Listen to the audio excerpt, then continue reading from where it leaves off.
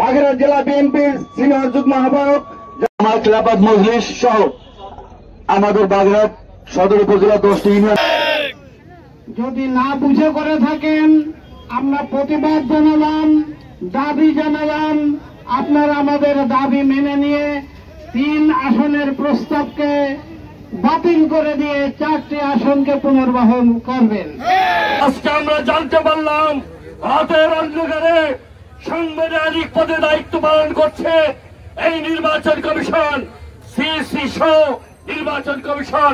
রাতের অন্ধকারে চোরা কারবারিদের মতো আরপি অনুসারে কোন শুনানি না করে, রাজনৈতিক দলের নেতাদের মতামত না নিয়ে, সুশীল সমাজের নেতাদের মতামত না নিয়ে তারা একতরফা ভাবে রাতের অন্ধকারে বাগেরহাট জেলার বিদ্যমান, ঐতিহাসিকভাবে বিদ্যমান 4টি সংসদীয় আসনকে কর্তন করে 3টি সংসদীয় আসন করেছে।